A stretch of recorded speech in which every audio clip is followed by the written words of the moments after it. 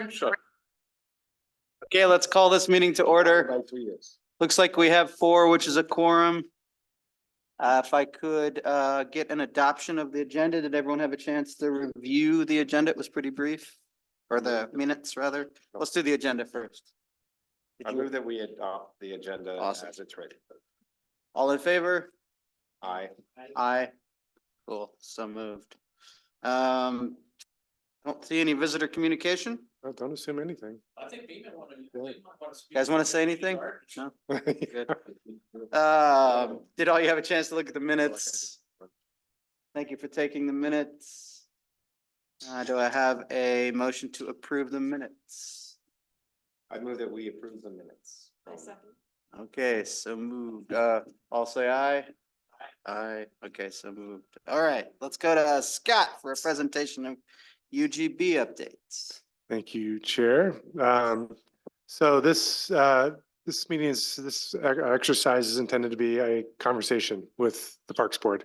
The intent is to, number one, educate you guys on what's going on so that you guys can be aware and hopefully explain it to some of your friends and neighbors, as well as get your feedback on some of the information that we give you, that we can take and report back to our steering committee that we have formed to help advise the process. And we're also working this through the Planning Commission as well as the City Council, who's going to make the final decision on the process.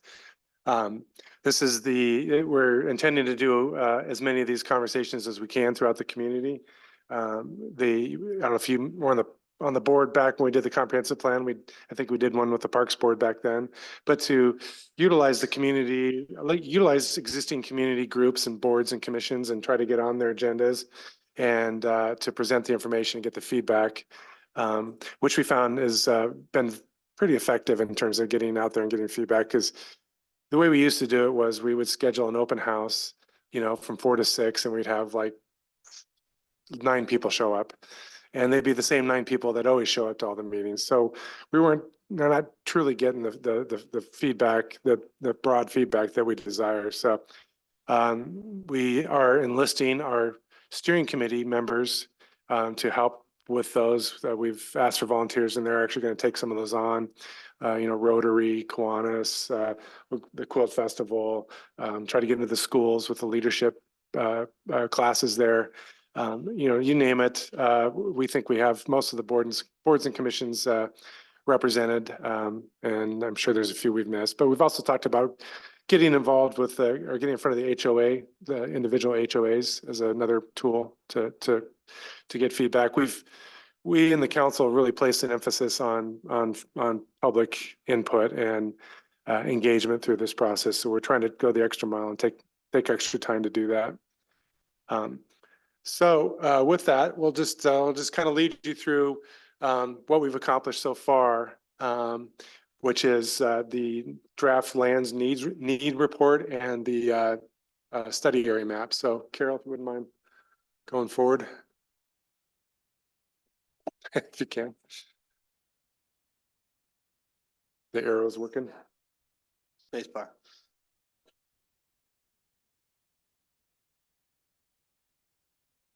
There we go. Sorry, guys. Got one job, Carol. So this is a overview of our project timeline. We started back in March with a kickoff. One of the first orders of business was creating a project website. That's on the city website. Oh. I think all those key pushes now in the bus. Does that mean pick up the pace here?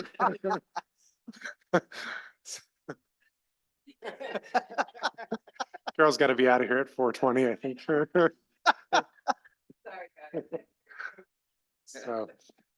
guys. So we got that going. We created a public engagement plan that kind of spells out all the different ways we're going to get information out to the public. And then the first step or the second step was finalizing the land needs. And that's that's really a pretty important document. It's kind of the foundation for all the other steps in the process.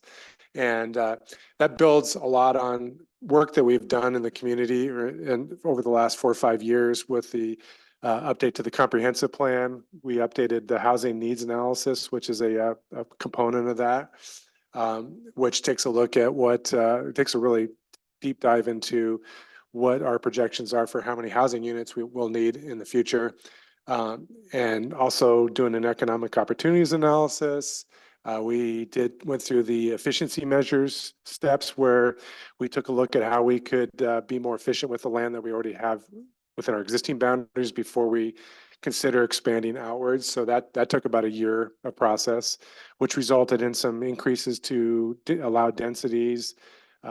We added middle housing unit types to our residential zone, so kind of increased the different housing types that somebody could build, thinking that, you know, we're pretty good as a community of developing single family. We're pretty good at developing multifamily in general, but there's that whole spectrum of units in between. We call it middle housing that doesn't get built as often, and that can often be a good source of more affordable housing or workforce housing. So tried to increase the flexibility in our zoning code. So that kind of led us into the kind of the final steps, which is we created a UGB sufficiency report, and that kind of took an updated look at all of our numbers, and that was kind of the document that council reviewed and said, hey, the numbers seem to indicate that there's a need to go forward with a urban growth boundary amendment. So they directed us to start that process. We did an RFP. We got a consultant on hand. These things, urban growth boundary amendments aren't something that staff does every day or every year.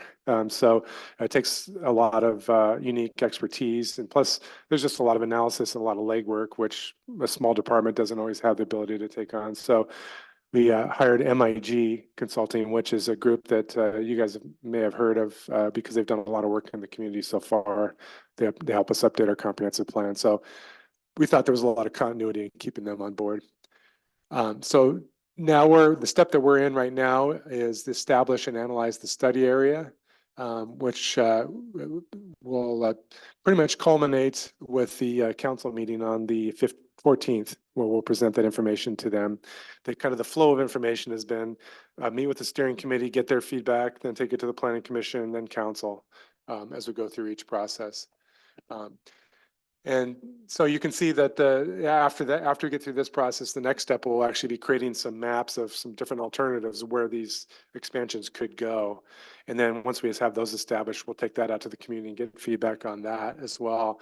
And then that will hopefully culminate in a generally agreed upon preferred alternative that we would at probably about a year, well, a little less than a year, but starting in April, would take it through the formal adoption process. And that involves planning commission and council, both with the city and with the county, because county is involved because we're taking land from county use that will eventually come into city use. So it involves a change to their comprehensive plan. And then there's some tasks that we have identified after that step, which are called area planning, which I would define what we're doing with the UGB is kind of at the 50,000 foot level in terms of specificity and definition. We'll have comprehensive plan designations applied to, we'll know where the expansion is going to occur. We'll have different land use designations, which are kind of broad in nature. But I still think that's kind of like at the 50,000 foot level. And then what we could do is with these area plans is take that and start to take a closer look at where, where specifically land uses will be laid out, where parks will go in general, where major road corridors would occur, how utilities would serve those properties. And that gives kind of the final framework for when we actually have a property owner or a developer that is in the urban growth boundary that wants to petition the city for annexation, then that area plan is kind of a guide. Gives the community some expectation of what's going to happen there, and it gives the developers some guidance so that they bring a project forward that it's going to be in compliance with our plans. And so when they bring their master plans in, that brings it down to about the 10,000 foot level. And then when they do subdivision, that's almost bringing it down to the ground level. So it's kind of each step is an increasing level of specificity. So Carol, go ahead. Thank you. So everything that we do is based on population projections, and the population projections that the state of Oregon requires that you rely on are produced by Portland State University and their population research center. And these numbers show 2047. You can see Sisters down there, what it was in 2022, what it's projected for 2047. We're using the 2043 numbers because our planning horizon is 20 years out. And so what we're looking at for 2043 is a targeted population of 7108. Right now in 2023, we're 3649. So that's an increase of 3,459 people. That's a pretty big, not for big cities, that's a small number. For a city of Sisters size, that's almost a doubling of population, which is a pretty big factor.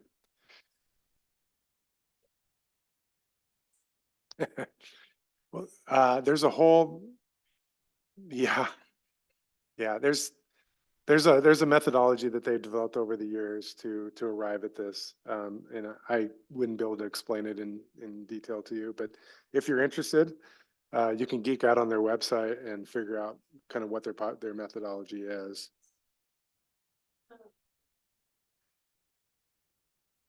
Yeah, that's fine. Yeah.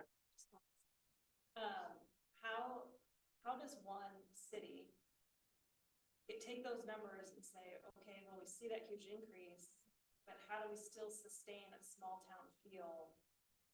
Plus, but still the need to do it, extend the UGB boundary, but how do you still, it's like right now I see all these homes being built up, right? That I don't feel like there's still that small town look to it anymore.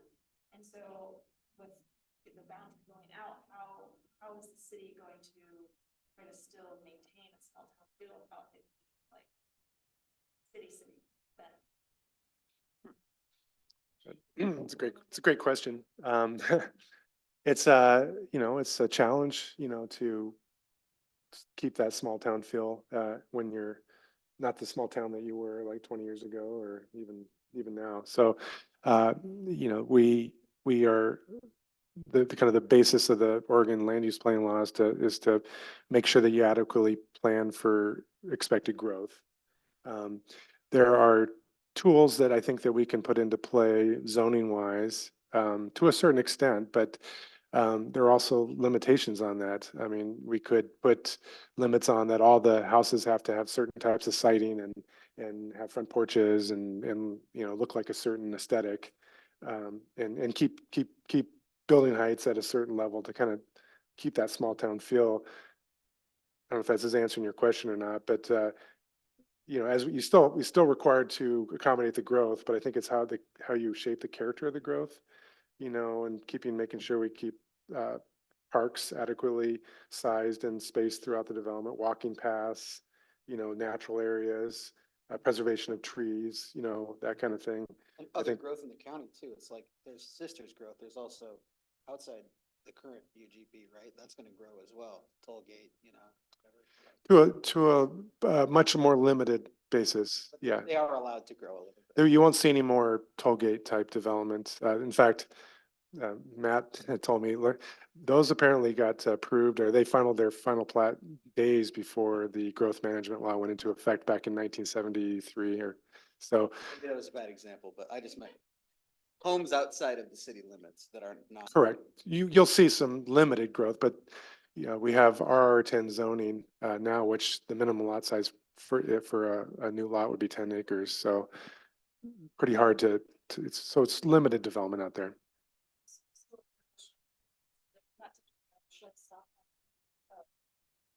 Talk Every more. time you stop talking, I was totally gonna be like, I was totally gonna listen to you. Thank you. So since 2022, so 2022, the number was 3,437. Since then, there have been numerous homes that have been built.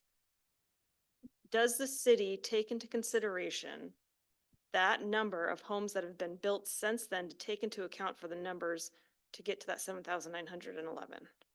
Yeah, you have to kind of develop a stopping point at some point, where you say, we're going to work with the data from this date because, as soon as you establish that date, it's already out of date because of things continuing to get built, right? So you kind of draw that line, and whatever capacity you have left in your community versus the demand, you can factor in what's getting built. So the line that we drew, I think, was last year. So some of these numbers will appear, these maps will appear out of date because there has been some building since then, but those things that have gotten built since that time count towards that capacity. So some of the growth that occurs in the city boundaries counts towards that. I think is that your question? Counts towards that overall, counts towards accommodating that target population. Yeah, so I guess what I'm asking is, this is just total example sake. So let's say since 2022 with that number 3,437, but now we're in 2024, but 2,000, or let's say 1,500, maybe that's more realistic. 1,500. Hold on. Homes have been built to accommodate 1,500 people. Mhm. Let's say that. So you can take the 3,437 plus 1,500 to get you your number for 2024 now. So you know that you really only have to accommodate from that number to the 7,911. So would you then accommodate your GB boundary differently, knowing that you've already had a growth that has been occurring? That way you're like protecting some of that small town feel, going further out into Eugene if needed, or that sort of example sake, like how does the numbers come in play more so, I guess, is that? Yeah, I mean, I think what the presentation will maybe help explain some of Okay. this in terms of how we go back. That's probably why you hired.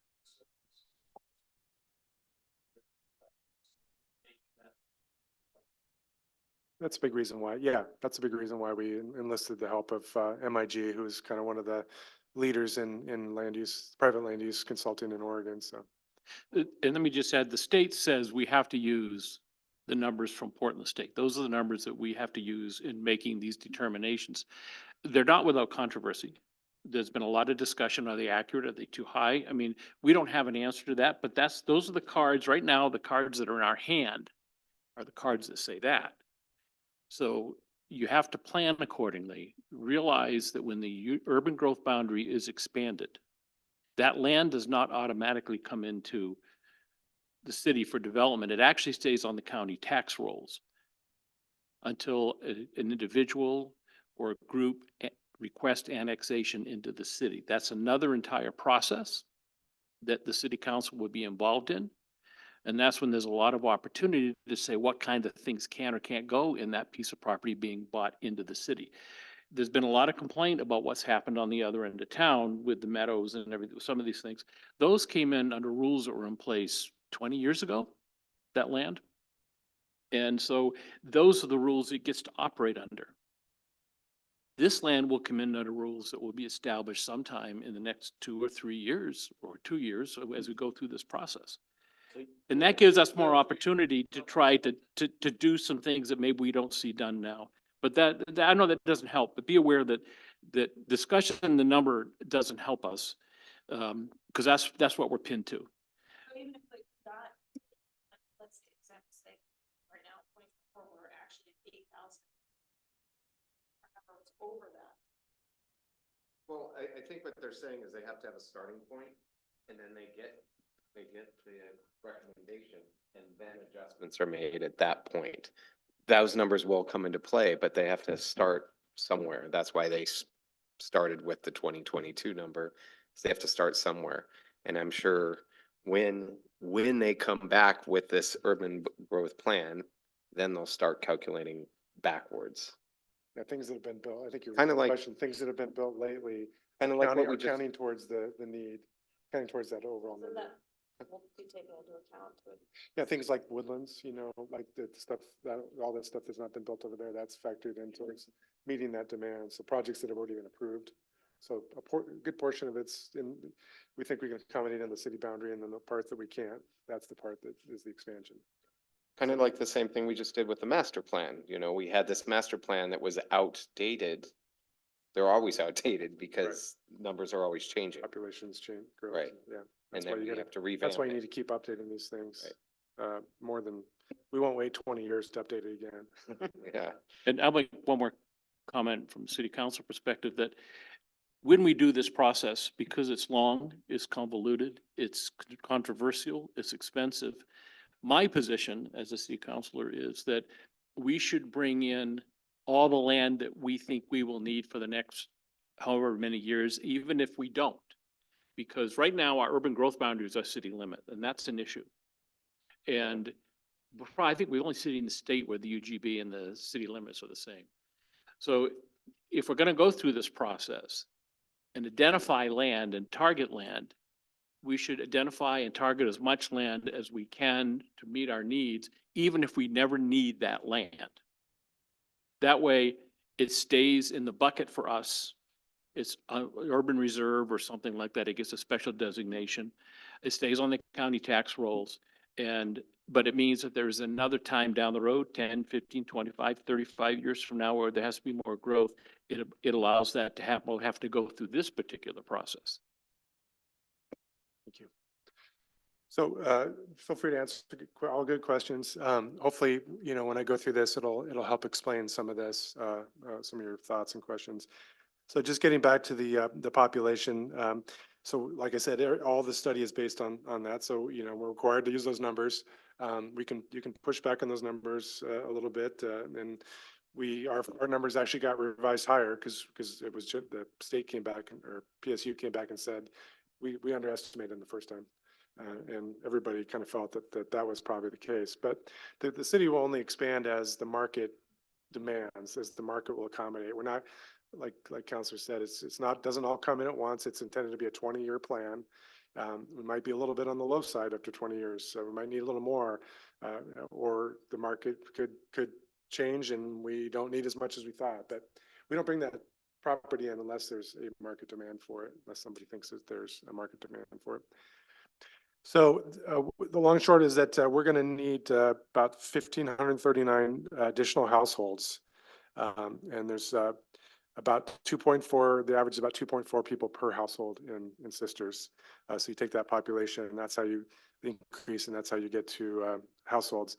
And because we have most communities have about a 5% vacancy rate. Ours, given the nature of our community, is higher than that. So with the normal vacancy rate in second homes, we have about a 20% vacancy. So that means you gotta get to the number of housing units that you say you need plus 20%, because you're gonna build those units and a portion of them are not gonna be targeted towards people living here. So that's why you have to shoot a little bit higher. Part of our housing needs analysis that we did kind of took a look, and it takes a look at demographics. It takes a look at past market trends to help predict the future. And it anticipates that a higher percentage of that, those housing units would be low density residential, and a lower percentage would be high density residential. So of the 1,973 units needed, 1,351 would be low density residential and 622 would be high density residential. So that establishes how much need we have. So the next step in the process is going and taking a look at how much supply we have left in our existing boundaries. And as the counselor said, you know, our boundary is the same thing as our urban growth boundary. Most communities in Oregon will have your municipal boundary plus a larger boundary around that, which is your urban growth boundary. For various reasons, we haven't done that planning, and we're kind of behind the 8 ball a little bit with staying up with growth. So you can see in this map, all the colored portions of the map are residentially zoned properties. So properties within town that can support residential uses. The next slide shows of those properties how much has been developed, and everything in blue shows developed residential land. The green is areas that have been designated as vacant, and so you'll see on there's three fairly larger parcels on the west side. One is the property on Trinity Way that got rezoned to multifamily, which will be the portion of that will be the site of the Northwest Housing Alternatives affordable housing project. The one just to the southwest along 242 is Sunset Meadows, which is under development. But at the time that we did the study, development hadn't started yet. So we consider that to be capacity. Thank you, whoever's got that. And then we have the Woodlands. A good portion of the Woodlands is shown as vacant. Thank you. And then a smattering of other vacant parcels, scattered throughout the community. A lot of this, especially up here, that's been developed out. McKenzie Meadows is pretty much developed out, but like I said, we had to kind of take a snapshot in time and start the analysis. The cross-hatched area is White's Creek floodplain. Here's the airport. So that helps us kind of identify how much capacity. We identified the land need. Now we got to find out how much of that land need can be satisfied within our existing boundaries. Go ahead. And what we've determined as far as capacity within our existing boundaries is that there's 77.6 net acres. Kind of hard to believe that there's that much when you're out there, but there is, and that would provide a capacity for about 1,200 units. So that puts a good dent in the need. Carol, go ahead. And then with employment lands, which is another component of kind of identify how much land we need. Not only do we need to support the residential growth, but you need to have the employment lands to be able to help support the residential growth. And employment consists of, retail, commercial, as well as light industrial. It's kind of all those types of uses wrapped up into a term we call employment lands. And this is just a map of showing all the lands that are zoned for supporting employment in our community now. And then this, similar to the residential analysis, takes a look at, again, which parcels of our commercial employment lands are vacant. You have for instance, the Three Sisters Industrial Park up here. There's been some development since then, but it's identified as mostly vacant. At the time, there were some approvals for some new buildings in this area, so that's why they're circled or shown in red. And then you can see a smattering over here of, in this area of employment lands. This large mixed-use parcel, which is along Larch on the way up to the post office, is actually zoned downtown commercial. So it could be mixed-use project. Could it be employment? It could also very well just support residential only. We changed the code as part of the efficiency measures back in 2023 to not require that this parcel be mixed use, because we just don't think that there's quite as much of a demand up there for commercial. And we changed the code so that somebody could come in and just do a residential only development on that parcel. So that wasn't shown on the residential land supply. So that could put a big dent in our That's not owned by the city currently, right? Currently not, yeah. But you can, And no plans for it to be. but you can rezone it. It doesn't need to be rezoned to do residential. Oh, okay. Yeah. Oh, nice. Allowing that. Got it. You used to have to do 50% or at least ground floor retail above and have residential up above. We saw that as kind of identified that was a deterrent to getting housing built. Sure. And there's not really a big demand for commercial in that location. So you can still do commercial there, but we said that you don't have to do it in we did some overlay zones, kind of this area down by Les Schwab. We kind of identified that as a kind of an overlay within the downtown commercial that said, hey, this is so far away from kind of the downtown core, really not a need for mixed use in that area. Still can do it if they want to, but not required. Go ahead. Yep. So this takes a look at the vacant employment lands and arrives at that we have a net vacant acres of 63 acres for employment land in our existing boundaries.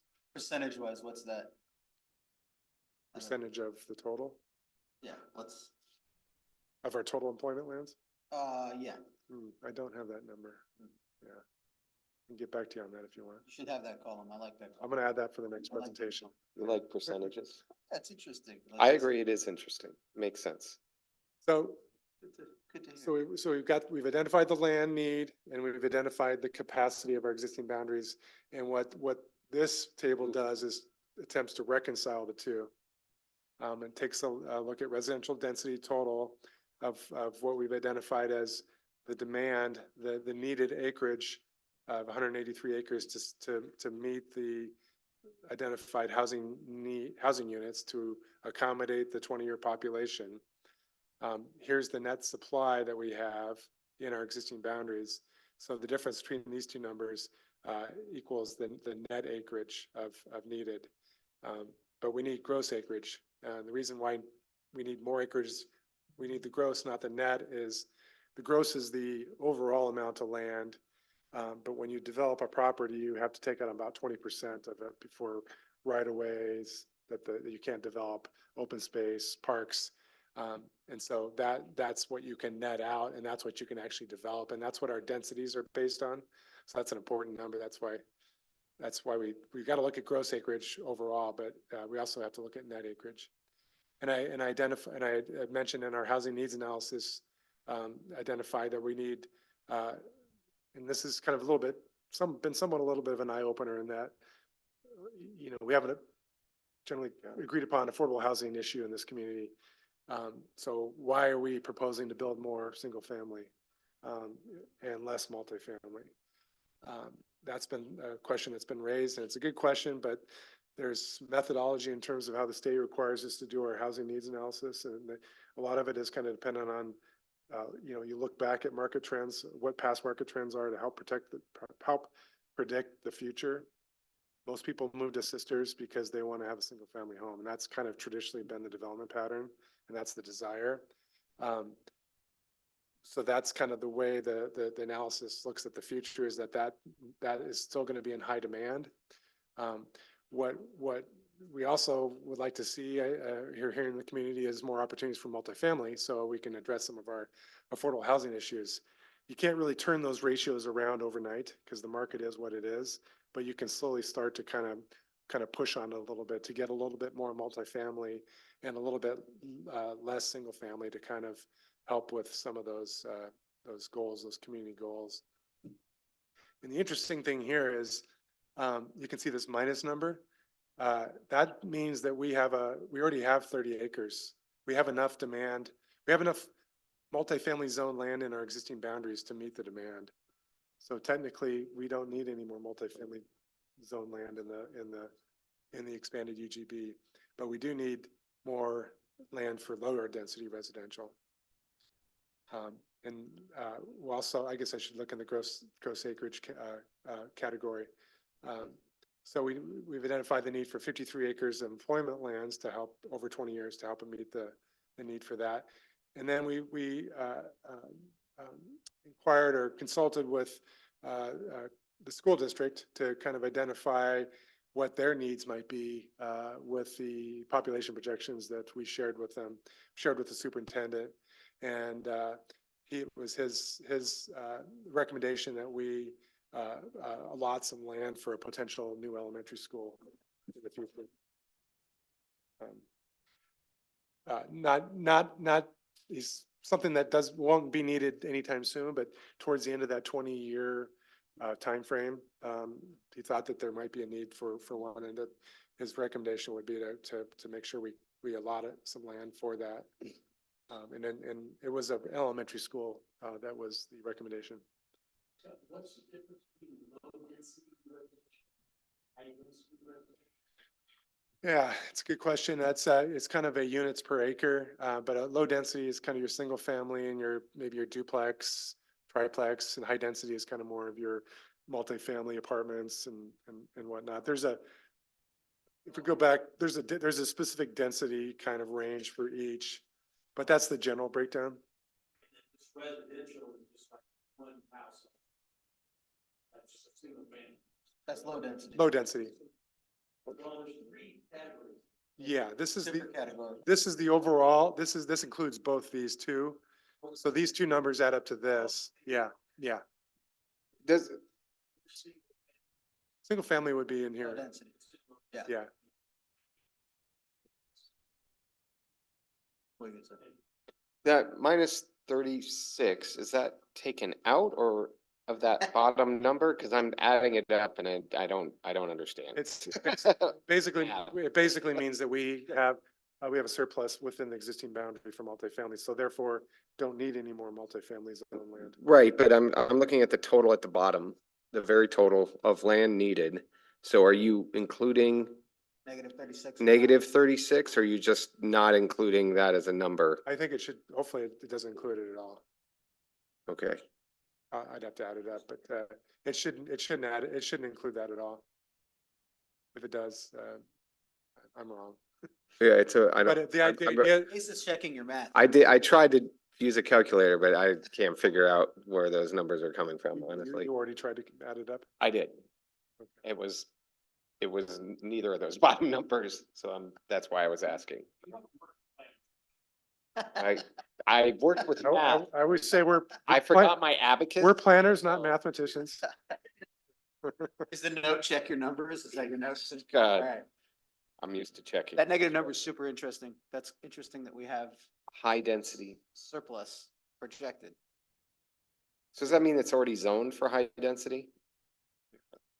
What we did with efficiency measures is we took some steps to make sure that, what the pattern in the past has been, our multifamily zones have developed often out as single family. Because the minimum density was so low, you could do a single family. With efficiency measures, we increased the minimum density, so you can't build multifamily in single family in a multifamily zone anymore. You build multifamily in a multifamily zone, so. If you go into Buck Run, a lot of the lots in the first edition of Buck Run were designed for multifamily housing. They were low-density multifamily, but it would love to, and almost all have a single home on them. They're big lots, they have a single home on them, but they were designed to have duplexes or triplexes put on them under the old code. But there was nothing to prevent somebody from buying it and putting a single-family home on it. So you guys know the park story. Our Parks Master Plan, after the council and the Parks Board recommended that we increase the level of service from 5 acres to 5 acres per 1,000. That resulted in the need or the demand for 26 acres total of parkland. We have approximately 7 acres in our existing boundaries. So the recommendation for the UGB would be 19 acres of parkland. So that this is the number, and it kind of fluctuates, but we've kind of said average about 250 acres of land that we need. So any questions on this? Because this kind of forms the basis of everything else we're going to do. Molly, did that answer any of your questions that you had? Okay. I also Googled, not too long ago, looking into the law of the UGB, what it says specifically. And I couldn't read in the law, but the city of Sisters is saying is What were required of us? yeah. Well, yeah. And I noticed on that last slide, I mean, it said 68,000 people outside the UGB. That's not a small number. That's a lot of people In Deschutes County. for That's in Deschutes the whole County. county. In the whole I county, get it, but I mean, that's a lot of people that are not in urban areas. urban areas. And I know that that's going up. It shouldn't go up They're all considerably. in the pine. Well, I don't know. There's a clause in there where you can have a second structure. ADU. Right. And so what's happened is anyone that owns land is building one and renting it or whatever.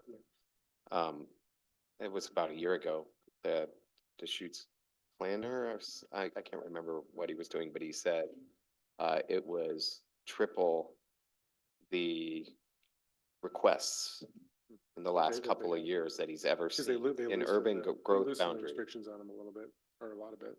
Right. Because that's what, being on the school board, we were looking outside that because it's a much bigger district Right. to plan ahead. Right. And the presumption we have to make is a lot of those APs for that, Right. as opposed to the houses that are being built over in the woodlands, which are probably gonna be second homes and not do much to contribute to the population. And- The school- Right. Let me just put a school online that is already out of date, right? That already is, at capacity, is that correct? Right. That's what we're trying to do. Well, that's because we're working off those old numbers. The state doesn't agree with Portland State either. All right, let's move to the Right. next step in the process. Once you have the need established, you need to create the study area, which forms the basis of where you're going to look to see where the expansion occurs. And so state law guides everything we do, and it guides this part. It says we can look at all lands within a half mile of the existing boundary. And if there's exception lands, we can go out to as far as a mile out. And then we can also, there's certain things we can exclude from the study area, so. go ahead. Exception land is like the airport in Watches Creek. So exception lands are kind of the term that the state uses for all lands that have basically aren't farmland or forest land Okay. anymore. So a good example is, the subdivisions to the north here. See, Trappers Point, Trappers Point. Which one is the one just north? I forget. Help me out. We know what you mean. Okay, well, it's just north of here. Yeah, just You the know, airport one, right? Where those subdivisions that aren't allowed in smaller lots occurred back in the sixties and seventies. That's the first area that the state wants you to look at as exception lands, because they're not high quality farmland anymore, and they're not high quality forest land anymore. Got it. Go ahead, Carol. So you can see, the existing city boundary and the kind of the gray in the center there, and that's existing city boundary. The first dashed line around is the half mile boundary, and then the other outer one is the mile boundary. And so you can see, the different colors mean different zones. You have the green, that's the exclusive farm use land in the county that is on several sides of the existing city boundaries. You also have forest zone lands, and then you have forest use one is basically national forest land, public land. So those are areas that you can't consider. You exclude those from the study area because you don't have any jurisdiction over them. Molly's not going to let us put any housing. You can't have any land, Molly? You can do that while Ian's gone, right? Can't you? Yeah. Yeah. And Ranger questions. Yeah. Yeah, right. The EFU zone lands, it kind of, this map just starts to designate the different types of land. This yellow is called rural residential. It's the R10 zone land in the county.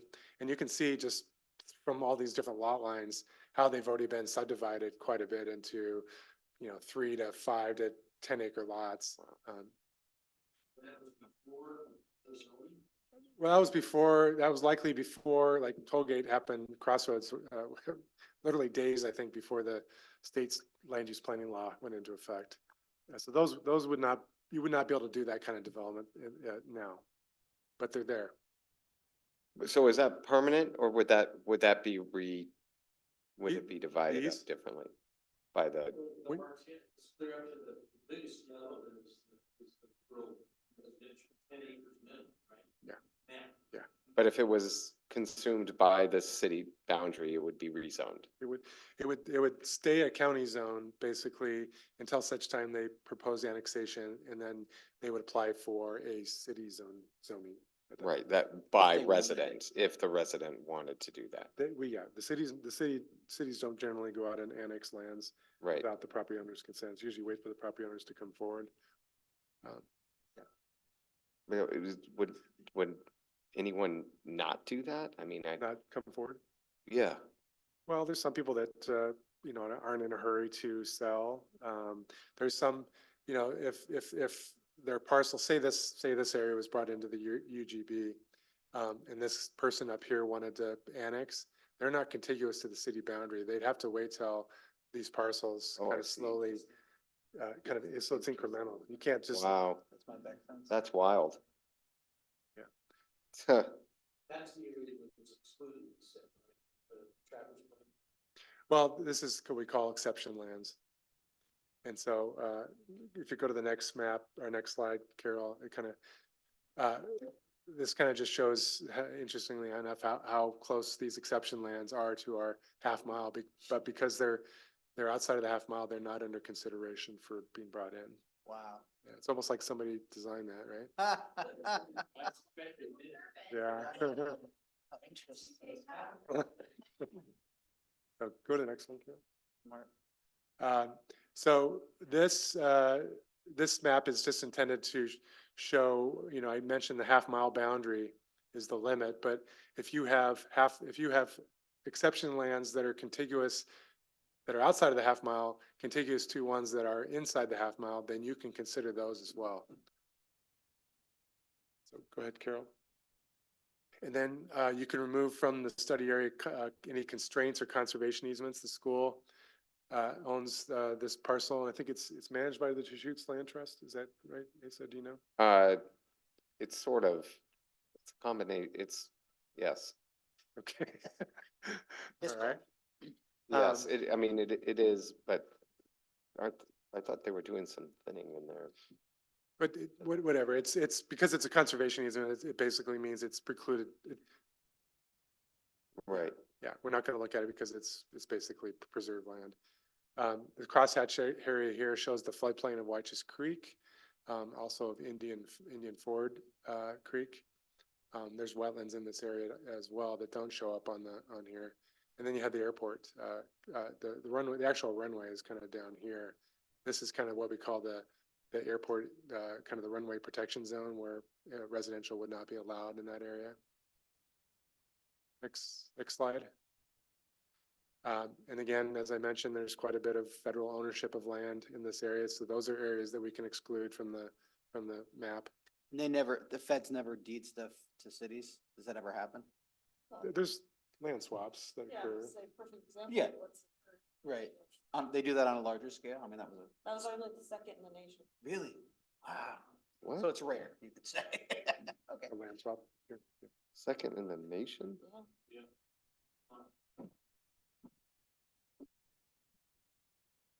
Child. Where- Are they on the roof? Yeah. It's on your back. Yeah. Doing some dunking on my hoop. Okay, so go ahead and go to the next one. So this, after you exclude all that stuff that we can exclude, this forms basically what we call the study area. That's this half mile around here with a little extra up there because of exception lands, and that forms the basis of what we'll try to find our 250 acres out of. The overall size of the study area is 4,300 acres. The amount of exception land is 1,940 acres, so that's everything in yellow. And the estimated land need is 250 acres. So that just gives you a little better. So looking for 250 out of 2,000, basically, is what you're saying. Essentially, Okay, yeah. seems doable. So go ahead to the next slide. So this becomes the priority map. And I mentioned that exception lands are the first priority. The state sets out a prioritization of lands where you're supposed to look at priority 1 lands first for inclusion. If you can't find enough of that, then you go to priority 2, which is marginal lands, which according to our consultants, we don't have any of that around here. Priority 3 lands are, it's a term that that I'm not even sure. They say that they tell us to trust us. No, marginal lands. Yeah, we're from the government. Trust us. Marginal lands. It's I know. you know people trust you, right? You're from the government, right? Too. Marginal lands. I'll look it up. Pause for people. Pause for station identification. Post it, Butterland. Yeah. Yeah. Dead. Yeah. I was already thinking that joke too, just for the record. I'll have to get back to you on that, but for some reason we've been advised that it doesn't apply here. Priority 3 lands are resource lands that are not high quality farmland. So we have some of that here. Oh no, Yellow, light. priority 3. Yeah, I'm sorry, yellow areas that are not that are this is isn't this part of forest land here? Or is Yeah. where's it out here? I can't remember. There's some, this is a good example. This is forest land or F2 zoning, which is privately owned forest zone land. It's owned by Mackenzie Meadow Village LLC, Huh. who did the development over here. And then, Yeah, they'll be first. this is land this is city owned. This is Yeah, city they're owned, waiting. city owned, forest zone land. You can see that's where the treatment plant is and the headquarters for public works and the fire training facility. City owns this whole parcel, all this right here. And then you have, the last area that you can go into is, high quality farmland, which is the exclusive farm use zone land, here, and here. And just for reference, the 250 acres, for size wise, we just put that in there for scale. Oh, Yeah. Cool. Yeah. That's what we're looking for. yeah, it really does. Yeah, for sure. What's the next slide, Carol? Oh, so these, we've established within the study area, kind of try to identify different sub areas of the study area to help look at, the conditions in each of these little, sub areas. We had the steering committee go through and we kind of described what the conditions were of each area, and they kind of provided some feedback on whether they thought that those lands would make good areas to bring into the urban growth boundary or not. And here's a quick question. Marginal lands are less productive agricultural lands. The counties can identify and regulate less in exchange for protection, more productive land. The Marginal Lands Act was passed in 1983, but repealed in 1991, and only Lane and Washington County. So the only two counties in the state of Oregon that allow them to operate under that program. Thank you. Doesn't really apply. Got it. Should be an announcer. Yeah. You should come to council meetings. It's very entertaining to hear them make motions. Motions have never been so much fun. You got to spice it up. You got to spice it up. So, we got some feedback, I don't think this is EFU, the city, I don't think is interested, or we talked to Paul, that's another big, focus of the land needs was trying to identify any public facility needs, public works, identified land needs, and we think we're good, with what we got, so there's no need to bring in any of this, and quite frankly, this area is a good buffer for the treatment plant to residential areas. This area over here has got a lot of, high quality, at least for this area, high quality farmland and scenic view protection. So it's probably, even though it, from an urban development standpoint, it would make some sense to fill this in. It's flat, it's probably easy to serve by utilities, it's walkable to downtown, but because it's that EFU zone land, it's very low on the totem pole. And out here, same kind of thing. Like I said, this area has some potential, but it's a lower priority as well, even though it's right next to existing development. There's roads, public streets that are stubbed off to this area that they plan for potential future extension into that area. You got the high school's conservation easement. You got public lands here. This is an area exception lands that we looked at. Some of the challenges that we're going to have to grapple with is all these small lots, and some of these lots have fairly valuable homes on them. And what is the likelihood that those would ever redevelop at urban densities? I mean, if you look at Clear Pine here, if you want to do the equivalent of that, you'd probably have to buy a developer would have to buy 8 or 9 different lots and assemble them all together to do one development. That's a big challenge. So even though this area makes some sense and it's in the higher priority area, there was some question from the steering committee about how developable that really is, how feasible it is. We started looking over, the steering committee commented on the Barclay vicinity where you have also some of the same characteristics where, it kind of makes sense to square this off potentially. It's still walkable to downtown, and there's transportation corridors. Utility would be easily served from that to those areas. You have larger lots and less homes and buildings on them.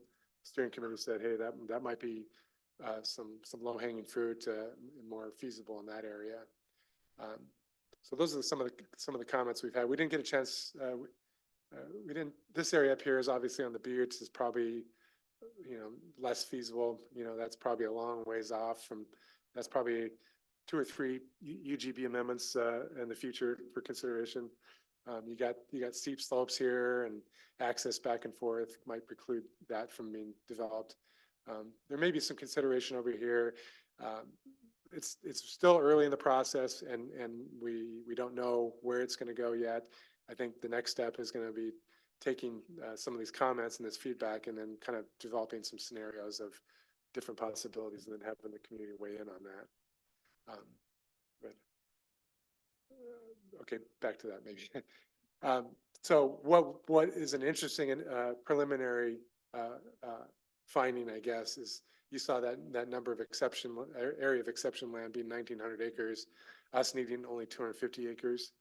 There's a strong chance that we could probably satisfy that need within our exception lands and not have to go to any other side of the community to satisfy that need. Still early though. Thank you, Scott. And that's kind of where we're at with That's it. a great Is there- presentation. I really like that infographic too, that Emmy did with the bill becoming a law kind of thing. Yeah. I thought that was very useful for the public, Yeah, for the UGB. yeah, we could do one for that for sure. Was there any other staff updates? Paul, did you have anything? No.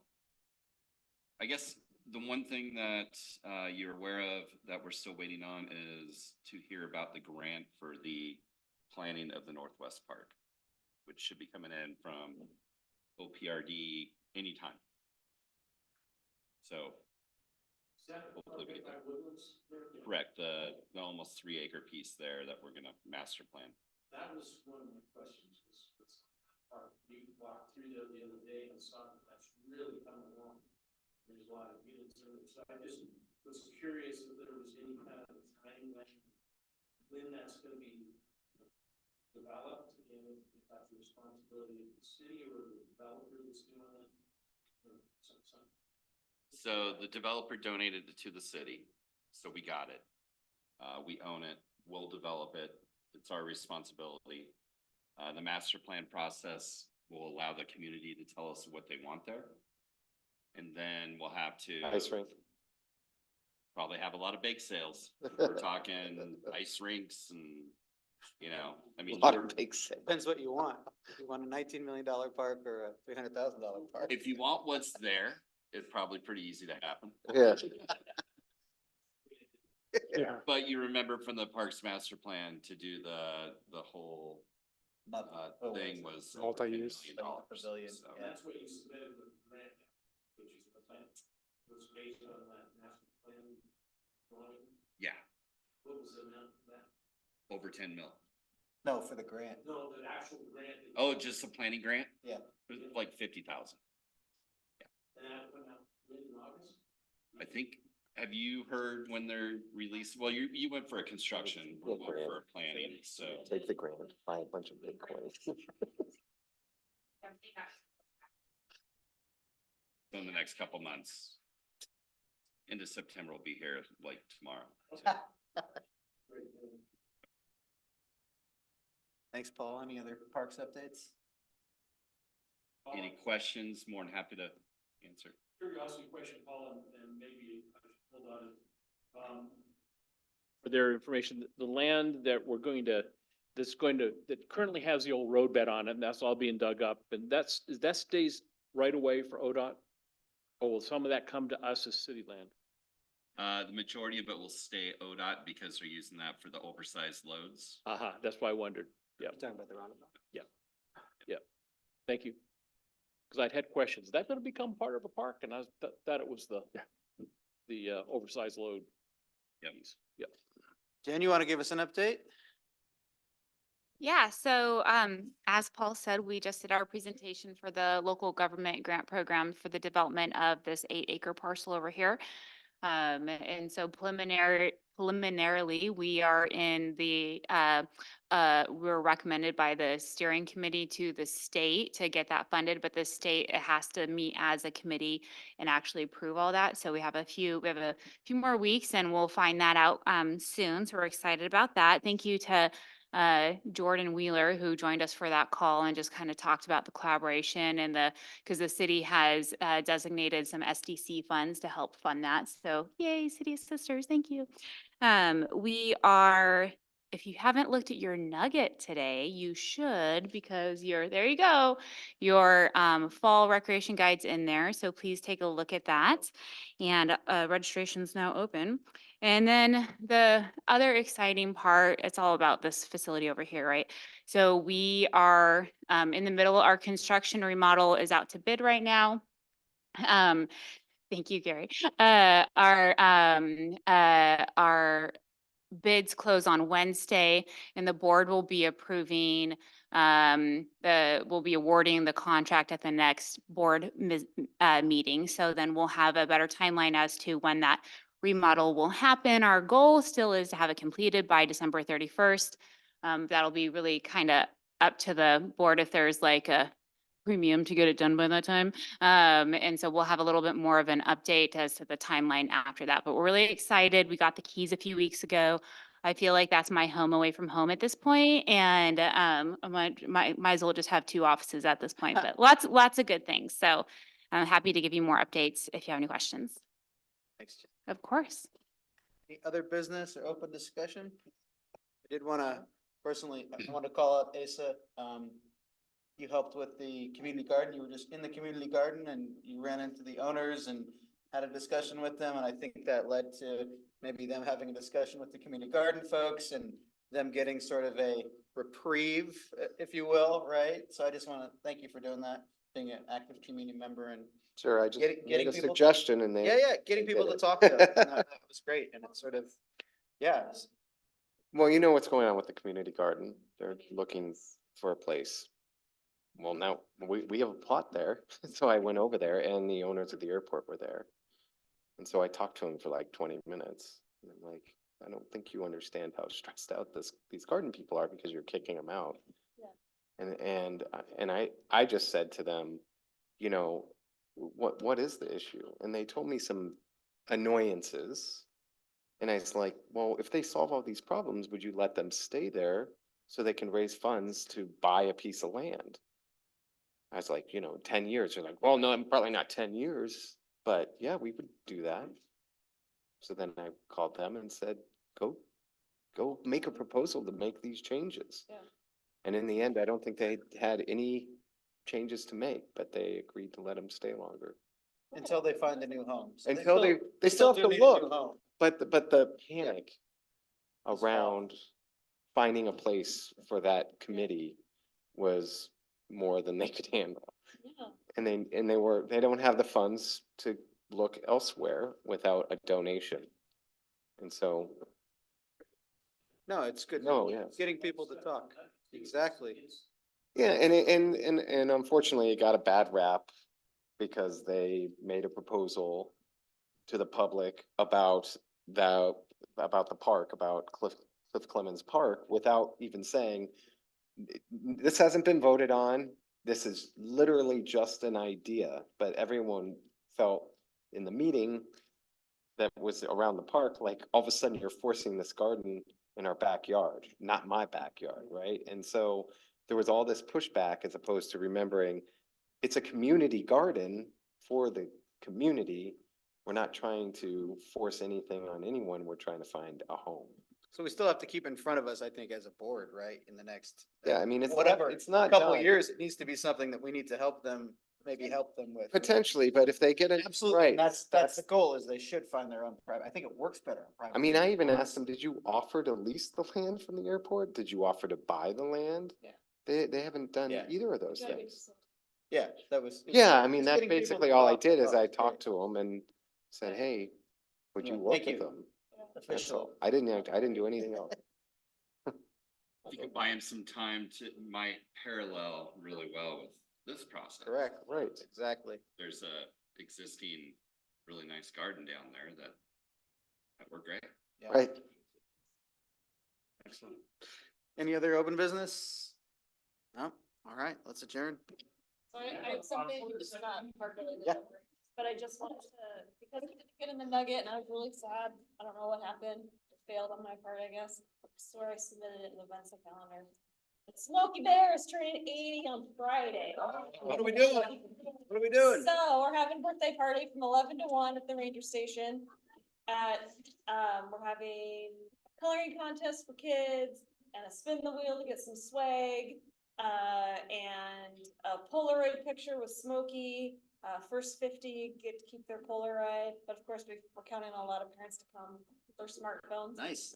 And then we have like, some like how to put a campfire out and just got fire people there to talk about, the situation right now. That we have going on in the county, and on the forest. And then we have cupcakes. We're gonna sing happy birthday at noon. So Awesome. spread the word.